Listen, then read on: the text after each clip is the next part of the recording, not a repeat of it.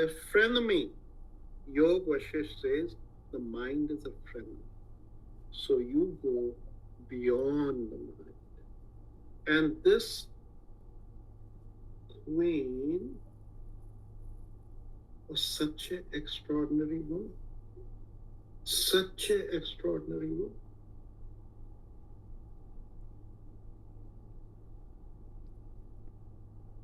So that conclusion, that first Niti story's conclusion, Maha thinking. What does Maha thinking mean? What does Maha thinking mean? What is Maha thinking? Now, if you, for example, look at the 1,000 name, the Sahasranama of Vishnu, you will find his very first name is Sarga. All.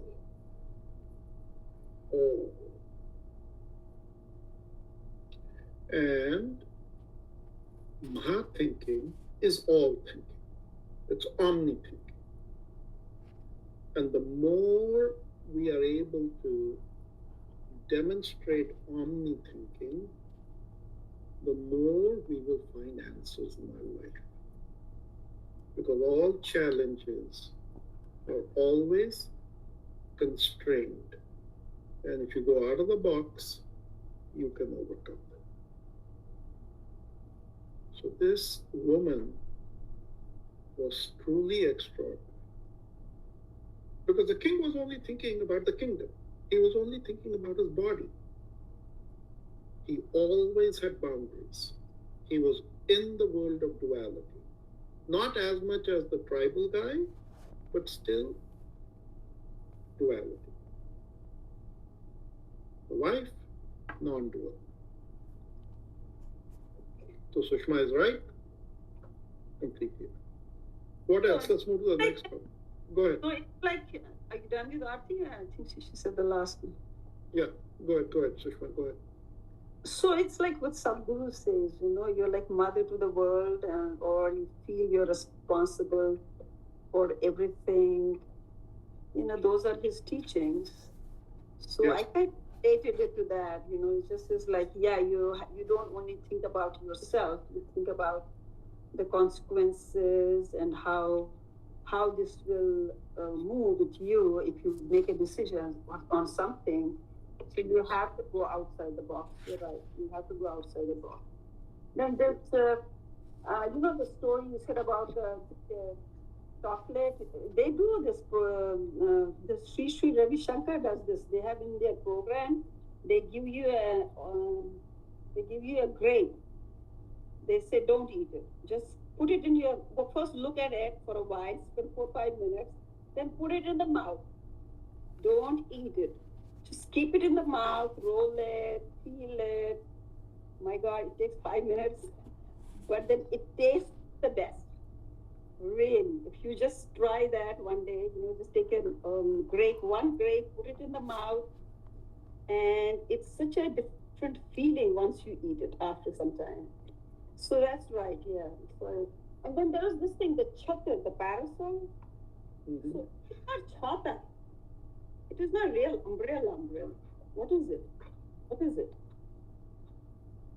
Yeah, why does Lord the parasol, yeah. Parasol. Is it chatar or is it chata? I think it's chatar. Chatar is the one we use for dulha ke liye. Is that the same thing? So that's for Maharaj. The varna is blessing the chatar. No. Okay. What is it? So chatar was created in India, and then from India it went to France. So umbrella was invented in India, and umbrella is the mark of royalty. So when you take away a king's umbrella, you're basically taken away his mark of royalty, and that's why Varuna was so stressed out. So chatar is the mark of royalty. It was, you can Google this. You can go and Google chadar and umbrella, and you'll see its whole history through Europe, how it came out of India and went abroad. It's a fascinating story. So it is the royalty. Oh, it's the mark of royalty. I see. Mark of royalty. Yes. Rama is always shown with the all gods are shown that they say you should have, if you have a deity, they should have a chatar on the top. Yeah, always. Yes. Always. Okay, thanks. Yeah. Okay, who wants to go next? I can go. Yeah. So I think on my first read of Sarga 4, I was sort of taken by surprise with Dawn's statement at the end that, oh, it was the wife's instruction that kind of drove. And I think I read the second time and it started to fall together for me to understand why, right? How was it that she turned him in a completely new direction and helped him think out of the box, the king. Few things that I noticed was I would maybe use the term altruistic or very noble way of operating and thinking of the kings of that time, in the sense that Meghavana wants to practice non-violence. He is kind of going out of his way, and in the episode with the Bhil tribesmen, he is ready to lay down his life even. So that was surprising. I mean, it doesn't surprise me in the sense of like the wonder part of it. It's like I can believe it can happen, but the fact that he chose to do that is what struck me. The choice that he made. And there is a section over there where he makes a bit of a speech about how the body takes precedence over honor, over reputation, over wealth, over wives and relatives, and over the law, and for such is the thirst of life. I'm curious, like, why is he, like, what's the significance? What is he trying to convey here? Because clearly, like you said, his thoughts are mostly around his constraints, which is his body. And here again, he seems to emphasize that allow me to kind of sacrifice myself and for a noble cause, and sort of rise above those constraints in a way.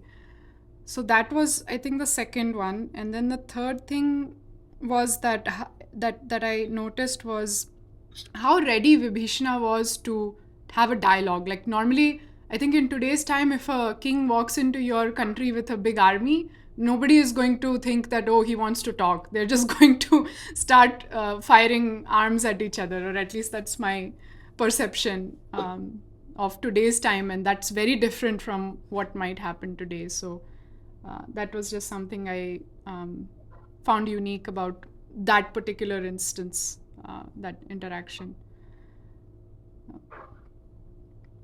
Okay, so let's go through each one of those. So it's good that on the second reading you began to appreciate the wife, and so that's good. Now, that particular statement that the thirst for life, that statement is made by the Bhil tribal leader. Okay, yeah. He is the one making that statement. And he's basically making the statement that, look, you're a strange guy, you're a strange king. And the king, by contrast, is saying that you're stupid. The body is perishable, you have to die. Dharma is eternal, and I'm making a good deal. I am trading a perishable object for something eternal, which is dharma. Right? So he is, I think, looking at it from his viewpoint and doing the right thing. But what I thought you would say, because the king actually shows his hand before that, is I thought that what you would say is that I thought somebody would be struck that what the hell does this oxymoron mean? Ahimsa Digvijay military campaign, right? It's sort of like imposing your thought on others. That's an oxymoron, right? You're saying Yeah. I'm being non-violent, ahimsa, I'm standing up for ahimsa. Yeah. But then you're saying I'm going to Digvijay campaign, meaning if you don't agree with me and want to fight me, you know what? Actually, that did come to my mind, but it got buried under everything else. So, yeah. So that's a sort of a very interesting oxymoron type of a paradoxical statement thrown here. And I'd leave it to you guys to wonder about it and think about it. But what it does suggest is this. What it suggests is this, that at least for Meghavana, if you commit an act of violence, doing your dharma for non-violence, then you will not have any bad karma. That is the logic he is following. Let me repeat it. If in the pursuit of non-violence, you commit violence, then you're doing your dharma and won't have bad karma. So in a sense, trying to make it practical, this is slightly different than Gandhian interpretation of ahimsa, right? Gandhian interpretation of ahimsa was totally non-violence at all costs. If they come and chop your head, you smile at them, you fold your hands. Now, why is that so? And there's a very profound root to it. And this ultimately culminated in the 11th century in the biggest war manual ever written in the world, which was written in Kashmir. This is ahimsa philosophy being articulated by a Kshatriya warrior. The king is a Kshatriya.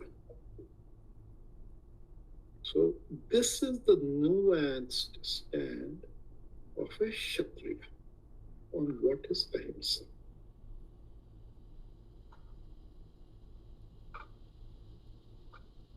Now, your third...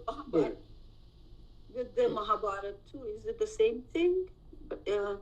Fighting for, but it's not ahimsa. They are, the. Yeah, there it's not ahimsa. There is not ahimsa. No, they're not fighting. Mahabharata preceded Buddhism and all that way before. So the Buddhist thought came later.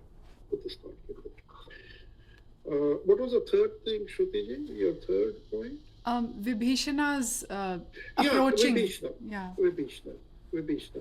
So remember what we had said? We had said that even amongst the Rakshas, there are good Rakshas. And Vibhishana is the character of Sri Lanka that from Rama's time is shown as the good guy. Now, this is not an ordinary case of an army just showing up and you naturally would not wimp out. Vibhishana is intelligent enough to read the tea leaves. He reads the tea leaves by seeing how the hell did this army arrive at my island? They arrived on the Ram Setu bridge. And this bridge was created even without any monkeys and bears. So Vibhishana knows his history. And he's saying, man, the last guy who came on that bridge, Lord Ram, and Lakshman, who was a greater warrior than Lord Ram. You know that, right? No. Oh, no. In Ramayana, it's very clearly said that Lakshman is a greater warrior than Ram. Go read it. That's a fascinating story. So this Vibhishana remembers his history. He said, holy cow, man. Last time somebody came on that bridge, Lord Ram, Lakshman, they come, they kill Hanuman. They burn down Sri Lanka. They kill everybody. My predecessor, Vishnu, what did he do? He went, he made peace with Ram, and then he ruled Sri Lanka. So he is going by his history. And he's saying, like, this guy shows up, he's coming on Ram Setu Bridge. You know what? I better make peace with him. So he's being perfectly logical. Okay, let's move. Anamika, Rajendraji, who else? Anybody else? Meeraji, anybody else? Anything struck? Yes. So in addition to, sorry, I'm not able to turn on my video for. Yeah, it's okay. It's okay. Mm-hmm. Yeah. In addition to everything that has already been said, because it's very hard to narrow it down to three things. I think for me the biggest shocker was, or not shocker, what struck me the most was that there was such a thing who ruled, who came to Kashmir from Afghanistan or Kandahar, right? I mean, if I remember that correctly, or was his ancestor from Kandahar? No, he himself was from Kandahar, right? Yeah, and even more so that he was a descendant of Mihir. Well, yes, that too. That and also was in there in between, somewhere between and he had slaughtered 30 million, and so a big number, yeah. Well, so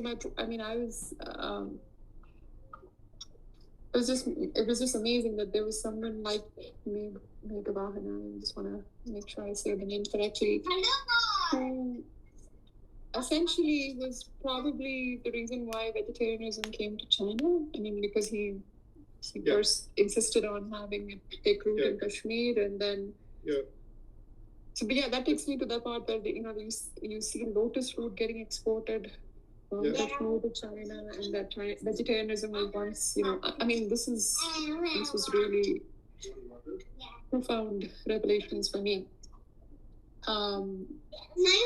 And the fact that, because of this ruler, the Rakshasas essentially are no longer called that, because they were able to, they submitted to the teaching of Ahimsa. So all of this was just amazing. I mean, and to think that, and I think the most amazing part was that there is a section about on that here where women had the right to veto in Kashmir. And I'm trying to find that exact paragraph here. I talked to you. I'm sorry. I think Rakesh, you mentioned that when we were reading Kota Rani also, that the marriage vow, Oh, really? Yeah, because she, I forget where that exact paragraph is, and like this is I don't know if this is a hallmark of Rakesh's books, but there is always this emphasis on how women are had such respect in Kashmir, right? And I'm trying to find that exact paragraph. I wish we could read that, because having a veto power and having this is the last statement, last paragraph of the chapter. Oh, thank you. Oh, thank you. Yeah. I just on that point, sorry to interrupt you. I wish I could say it was Rakesh, but it has nothing to do with Rakesh. That's Kashmir, bhaiya. Kashmir was called Stri Desh. So that's Kashmir. I mean, I'm just being faithful to the culture. I'm just being faithful to the culture. That's all. It was Sati Desh. Why was it called Sri Desh? Because it was a land where women ruled. And I know you mentioned that you found it fascinating that Meghavana had this history, and he came from, Afghanistan and Gandhara. But you didn't mention that his wife came all the way from Assam. Guwahati, yes. That gal came from Assam to Kashmir, which shows you that the royalty of those times was very connected. You married royal families, married other royal families. They wouldn't marry anybody beneath them. So they'd marry into royal family. This girl came from Assam. And look at what confidence she had. It also shows how well connected India was together. A lot of people who think that the concept of India came only after, maybe the Britishers united the whole, and that we're all separate kingdoms with nothing in common. That's totally. Yeah.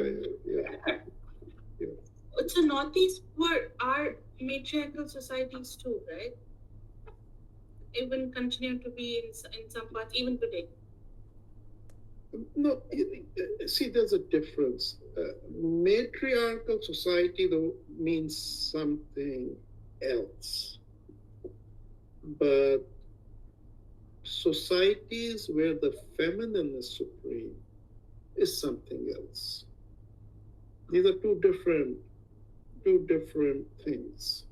And so, we should not mix the matriarchal, patriarchal with the feminine. There's a feminine principle that was upheld in Kashmir. That was what was supported.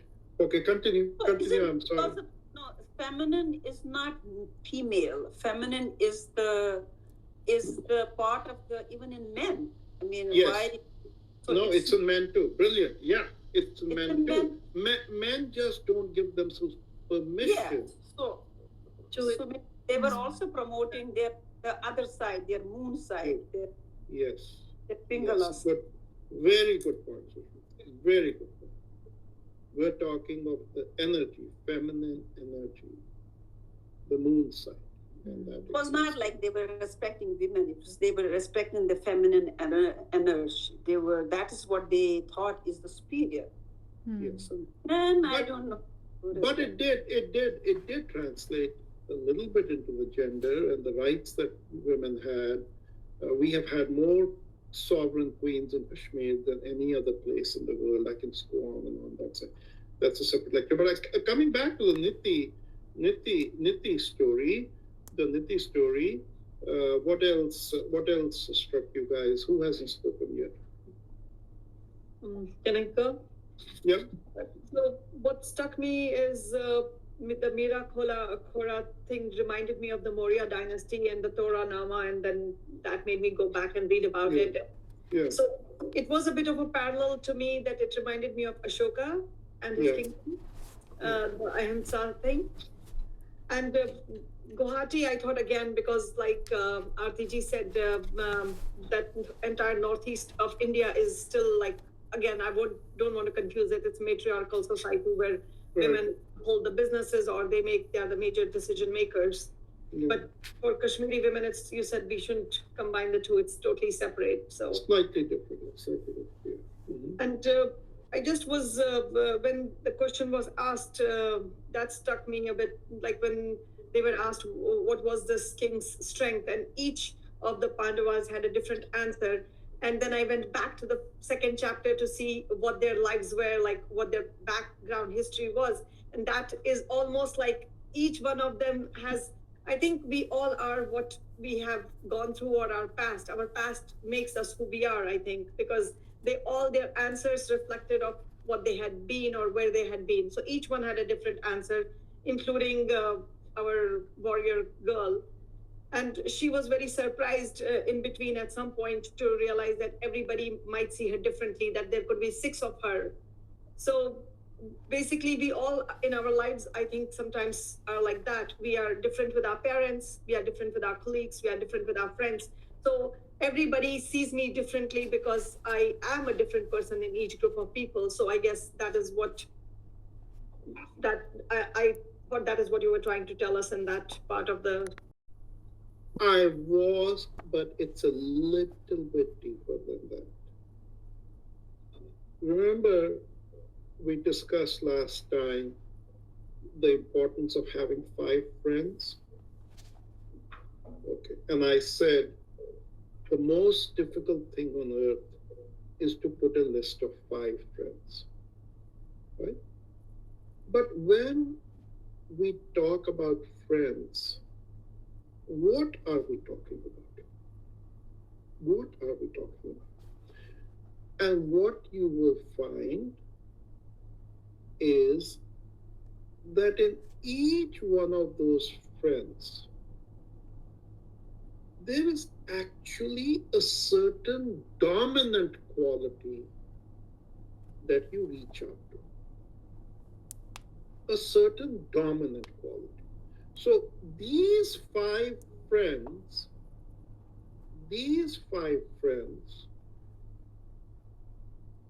are all very different. You are not going to reach out to all five of them every time, each time. For a certain thing, you will go to one friend. For another thing, you'll go to another friend.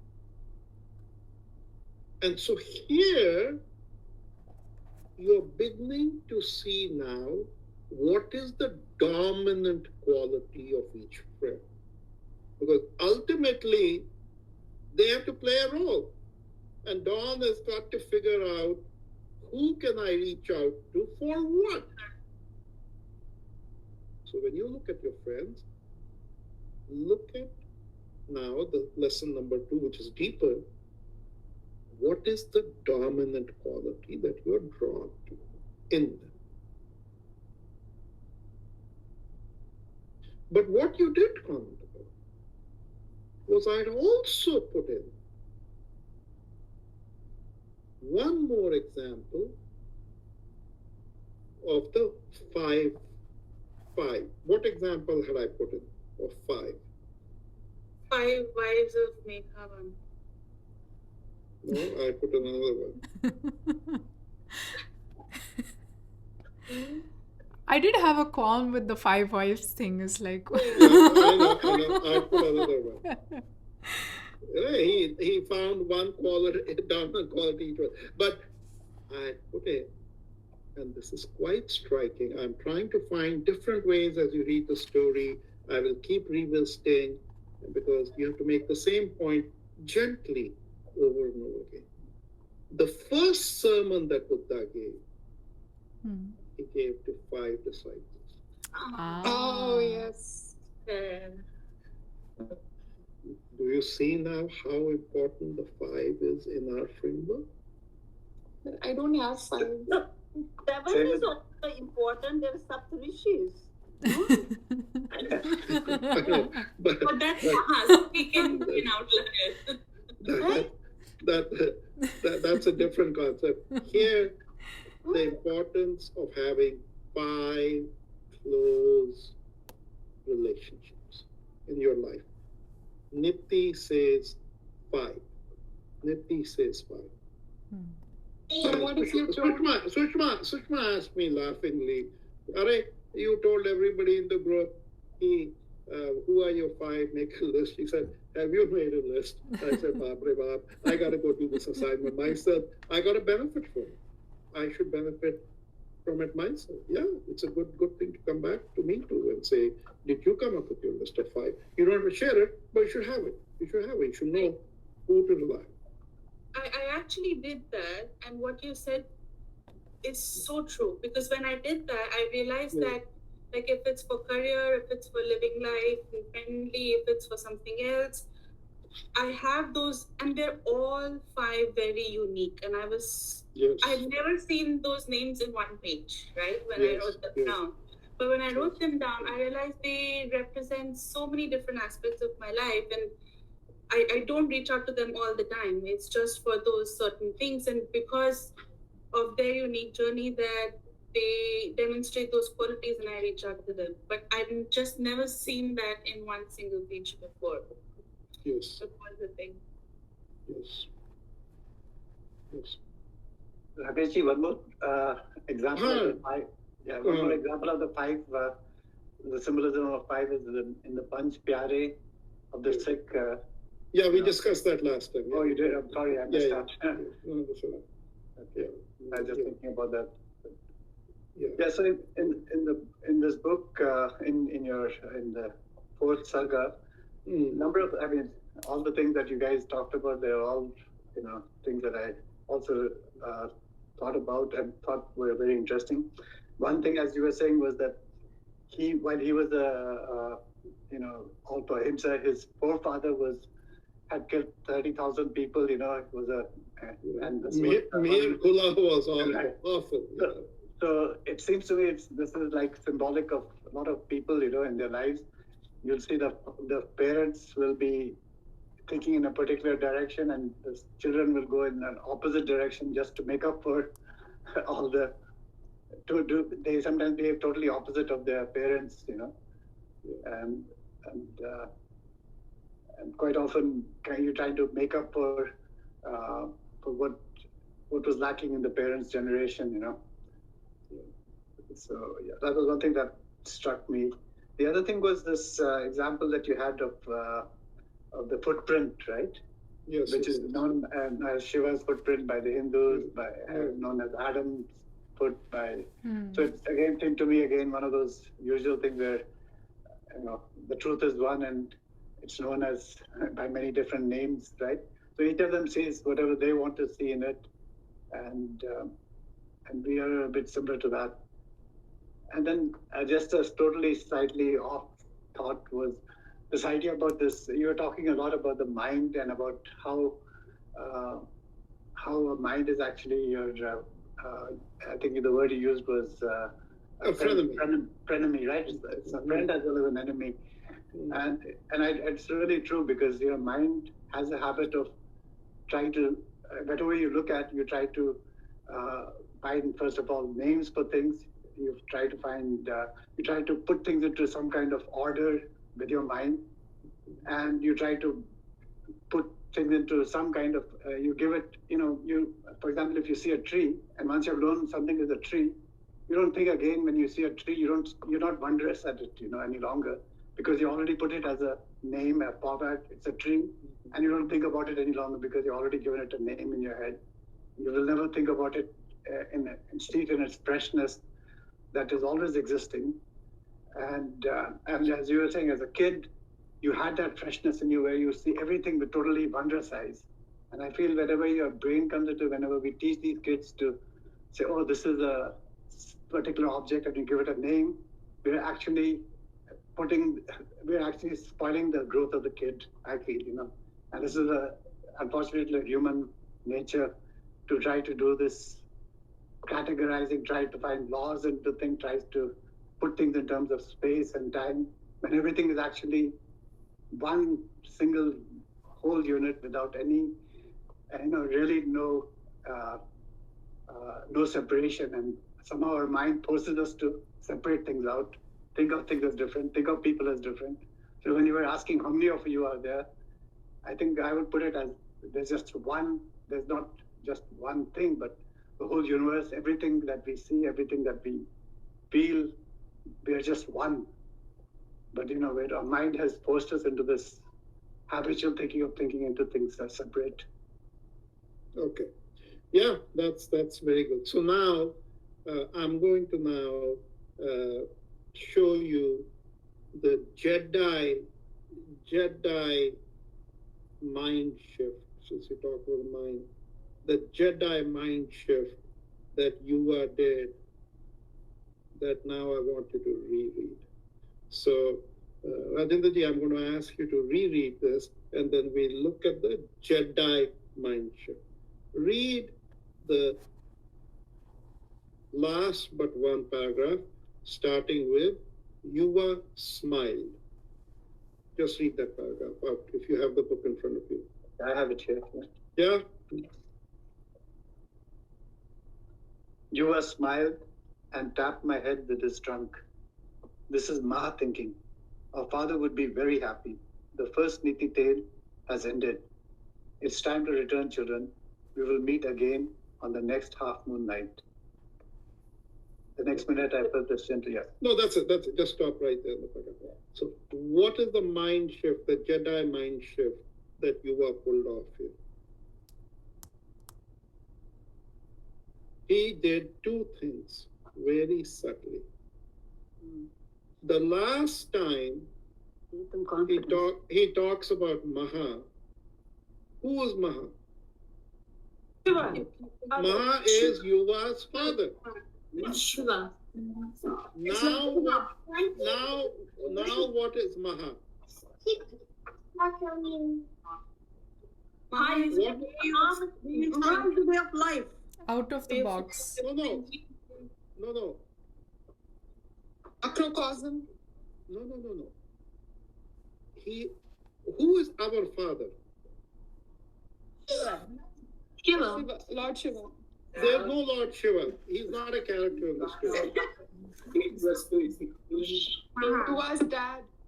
Yes, he has done a Jedi mind trick. Maha, who was Yuva's dad, now is everyone's dad. It was to stand. And whose children are they? After all, he's the same age as them. Whose children are they? I'm sorry, who is the same age as them? Yuva is the same age as them, right? They're all 16, right? Really? He So, is? I didn't yeah. know that. Okay. Yeah. They're all 16. All 16. All the gods are 16. They don't age. They're 16. She is 16. So, he has done a Jedi mind shift. He said, you're all children of the same God who's also my father. Our father would be very. Yeah. See? Our father. When he says our father would be very happy, that's Our father will be very happy. Maha thinking, meaning you have started thinking like our father. But would like. Rakesh ji, Kira, there's a comment by Dawn where she says it's so peculiar that Kira is addressing them as children. So Kira is Yes. not included in this group. Kira is the mother, but It's this the mother. paragraph is about Okay. the father. Okay. Mother, this paragraph is about the father. And then Kira is not Ma's kid as well. That's all. Yeah. No. That's- But okay. it says, Rakesh, when it says Kira, when Varuna appears, Yeah. Kira leaves, I don't know what that is. It's like The next moment, it was then I saw Kira streak away to the ocean, and the next moment, the king's hand was held by the celestial figure that had appeared out of the blue. So, Correct. Kira is Varuna also? What is? No. We discussed this right at the start. Oh, you did. No. I'm sorry. No, Kira is the bird. Kira is the bird, right? Kira is a bird, but She is the Shakti. she's the ship. She- Oh. Yeah. Okay, now there's one other thing in this. Clearly, the most important character in the story is Amrita, right? It's Amrita who's the teacher here, right? What else do you learn about Amrita that makes her so magnificent?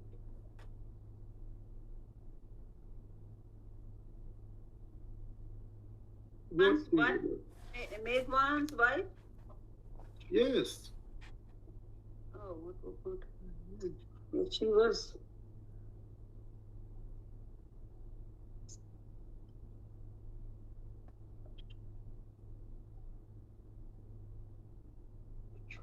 So what you learn about Amrita, and then later on, the Buddhist priest talks about it. Yeah. What you learn about Amrita Yeah. is that she has built a lofty mutt where pilgrims can come, Yeah. and a mutt meaning a dharamsala. And what you learn is that even that the king is committed to ahimsa. Yes. Non-violence, yes. But Amrita's compassion is positive in terms of caring. King is preventing violence. It's a preventive. It's negating violence. But Amrita is positive. It's caring. It's compassion. It's giving. Not stopping violence, but giving. Giving of life. Do you understand the difference? King is stopping the taking of life. Amrita is about giving of life, right? Nurturing here, right? Yes. Very profound insight in her character. But then the Buddhist priest amplifies it. He makes a very dramatic statement that I thought one of you would have picked up. Can you read that? Can you read that statement that the Buddhist priest says?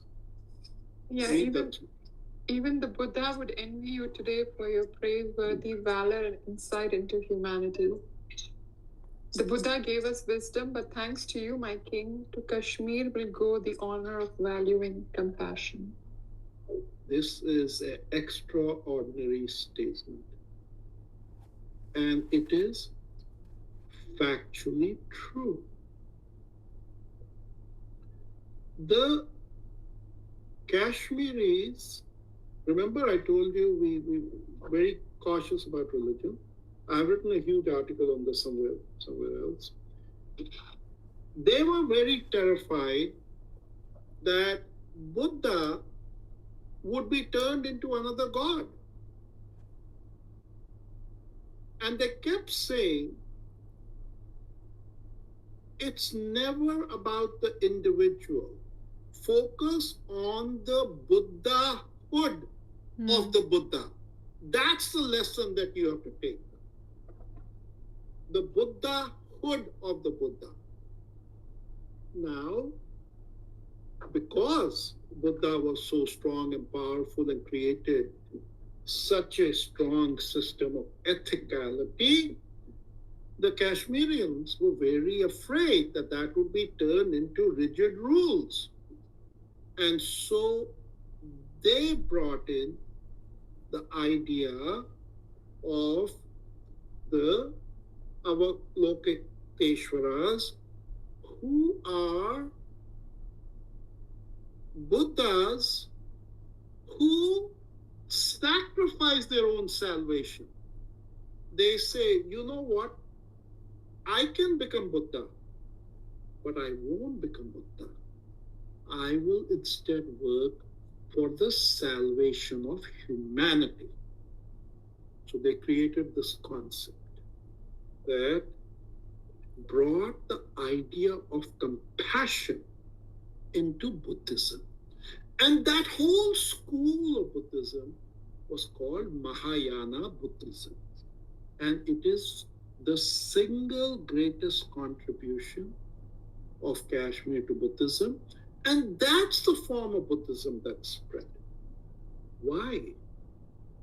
Because without the rasa of karuna in it, Buddhism would have become just a dogma. Remember I told you about rasa. There is no rasa in the Buddhism of Buddha. The rasa is in the Kashmiri Mahayana Buddhism of karuna. And with that, last comments, and then we will close. Any last comments anybody wants to make?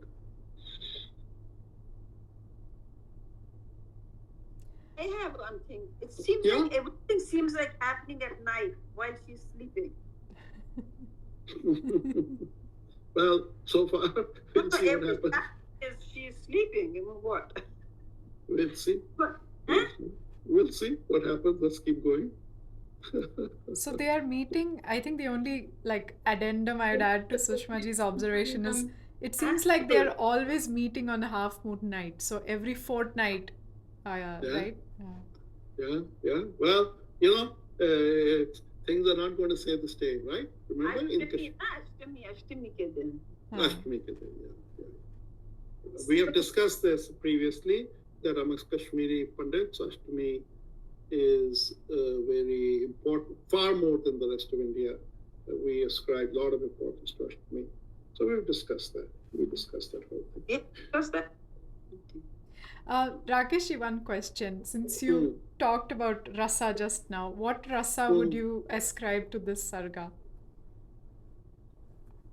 What rasa? To this? Yeah. Shant rasa. Shant rasa, yeah. Yeah. This is a rasa of equipoise. This is such a good Niti chapter. Oh my God. Every time I read it, I find something else. So, hey, I have to ask you a gentle question. I actually went on Goodreads today and I did see Amrita Kar's very lovely review. And I hope that if you haven't done that so far, that you will at least on Amazon and Goodreads post your review of The Last Queen of Kashmir. Yes, So I'm please, sorry, I please have make not. sure if you haven't done so Yeah. far, Yeah. then kindly go do that. Yes. Okay? That's something that I would appreciate. All right, so onward and forward, we will have a great, enjoyable weekend, and we will move on to Sarga 5. Okay? Thank you. Thank you. Thank you. Thank you. Thank you. Bye. Good night. Good night. Thank you all. Bye.